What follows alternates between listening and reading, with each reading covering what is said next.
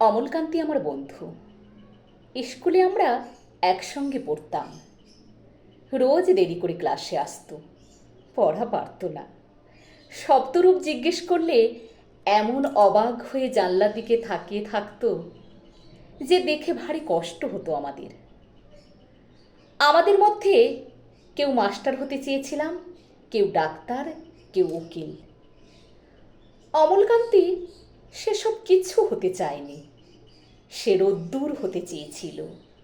ক্ষান্ত বর্ষণ, কাকডাকা বিকেলের সেই লাজুক রোদ্দুর। জাম আর জামরুলের পাতায় যা নাকি অল্প একটু হাসির মতন লেগে থাকে। আমরা কেউ মাস্টার হয়েছি, কেউ ডাক্তার, কেউ উকিল। অমলকান্তি রোদ্দুর হতে পারেনি।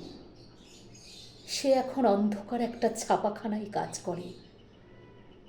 মাঝে মধ্যে আমার সঙ্গে দেখা করতে আসে, চা খায়, এটা ওটা গল্প করে, তারপর বলে, ওঠে তাহলে। আমি ওকে দরজা পর্যন্ত এগিয়ে দিয়ে আসি। আমাদের মধ্যে যে এখন মাস্টারি করে, অনায়াসে সে ডাক্তার হতে পারত। যে ডাক্তার হতে চেয়েছিল, উকিল হলে এমন কিছু ক্ষতি হতো না। অথচ সকলেরই ইচ্ছে পূরণ হলো, এক অমলকান্তি ছাড়া। অমলকান্তি রোদ্দুর হতে পারেনি।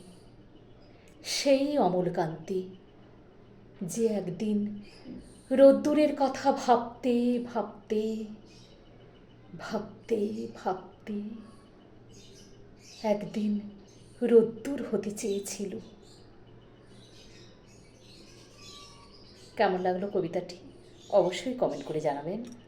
আপনারা আমার কাছ থেকে কিভাবে ফানি ভিডিও বা কবিতা দেখতে চান অবশ্যই কমেন্ট করবেন।